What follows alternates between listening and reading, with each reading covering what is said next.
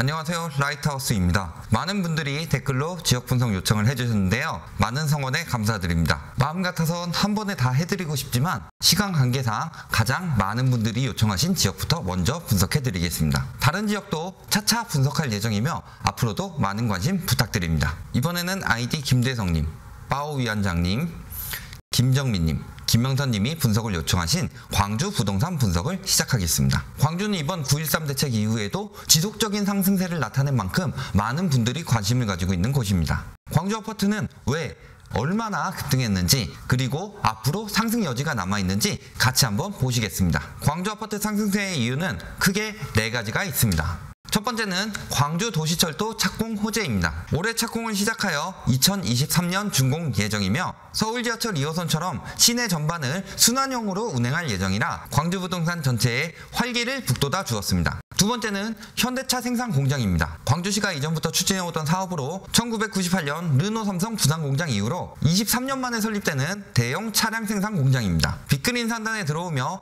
2021년 준공을 목표로 직접 고용 1000명을 비롯해 10,000명 정도의 고용 창출 효과를 가지고 있어 일자리 호재로 작용하고 있습니다. 세 번째는 공급 부족입니다. 2018년에는 수요 대비 공급이 매우 줄었습니다. 지난 10년간 세대수 증가를 보면 연간 약 8,800가구 정도가 필요하죠. 작년 아파트 공급을 보면 약 8,300세대로 500세대 정도 차이 나는데요. 500세대 정도 차이로 공급이 부족한가? 라고 생각하실 수 있습니다. 하지만 멸실주택 통계를 보면 연간 약 2,000세대 정도의 멸실주택이 일어나는 셈이니 실질적으로 약 2,500세대 정도의 공급 부족 현상이 일어났습니다. 네 번째는 부동산 규제 외 지역이라는 점입니다. 주요 아파트 가격 상승 지역이었던 서울이나 성남, 과천, 대구 등은 투기 지역이나 투기 과열지구 혹은 조정 대상 지역에 묶여 있었는데 광주는 아니기 때문이죠. 따라서 대출 규제도 자유롭고 양도세 중과도 되지 않으면서 인프라가 어느 정도 형성되어 있는 광주는 투기하기 최적의 매력적인 도시죠.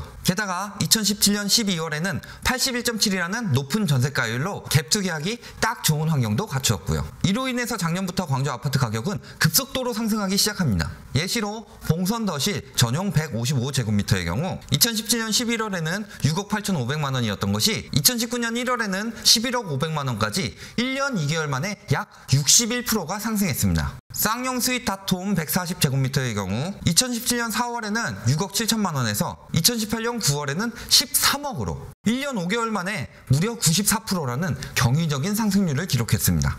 이렇게 보니 여태 분석했던 강남이나 대구보다 심한 것 같네요. 하지만 이런 비대학적 급등 현상은 투기 및 그 작전 세력에 의한 것이라는 여론이 지배적입니다. 몇 가지 지표를 같이 살펴보시겠는데요. 첫 번째는 자전거래 의혹입니다. 작년 10월 기사를 보시면 광주 아파트 폭등 지역의 선두주자인 봉선동 아파트의 10건 거래 중 1건 이상이 취소되었고 이 중 대다수가 중도금을 낸 이후에 잔금 직전에 취소되었습니다. 또 시세보다 높은 가격으로 신고 후 취소되었고요. 이런 방법이 자전거래의 전형적인 형태입니다. 두 번째는 외부 거래의 증가입니다. 외부 거래가 2016년 6,800건에서 2017년 8,300건, 2018년 9천여 건으로 2년 새에 32%나 급증하는 모습을 보입니다. 보통 이렇게 급증하는 경우는 대호재로 인해서 실수요가 급증하는 경우이거나 아니면 외부 투기 수요가 들어오는 경우 두 가지입니다. 그럼 광주 인구 수표를 보시면 2014년부터 지속적으로 줄어들고 있습니다. 즉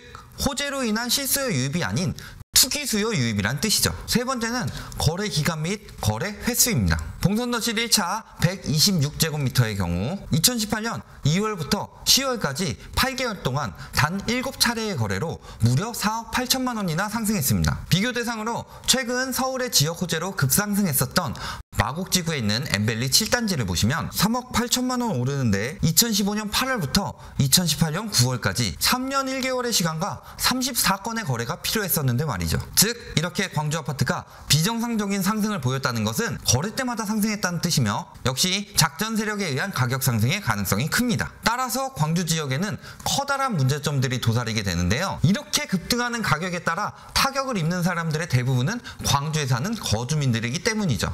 거품이 거하게 끼게 되니 내 집 마련은 꿈도 못 꾸게 되고 전월세도 동반 상승하게 되니 부담은 커져가기만 합니다. 게다가 집값 양극화 현상도 일어나게 됩니다. 그런데 광주 아파트의 양극화에는 특이점이 있습니다. 지역에 따른 양극 하락이보다 아파트 연식에 따른 양극 하락은 점이죠. 93년도에 만든 봉선동 대화아파트의 전용 159제곱미터의 최종 거래 가격이 2억 6천인데 바로 옆에 있는 2011년에 만든 남양휴튼 2차의 경우 전용 면적 148제곱미터의 최종 거래 가격은 8억 4,500만원으로 3배 가까이 차이가 나죠. 이로 인해 광주에서는 투기 과열 지구 및 조정 대상 지역으로 지정해달라는 청원이 끊임없이 올라오고 있습니다. 이 비정상적인 집값을 막아달라는 거죠. 이렇게 비대학적으로 부동산 가격이 급증하게 되면 여러 가지 후유증이 생기게 됩니다. 대표적으로 집값으로 부담되는 금액이 늘어나니 소비 심리가 위축되어 인근 자영업자들이 타격을 입게 됩니다. 이에 따른 지표로 광주 소비자 심리 지수를 보시면 재작년 중순부터 110에서 113 수준이었는데 작년 5월부터 급락하기 시작합니다. 2018년 12월부터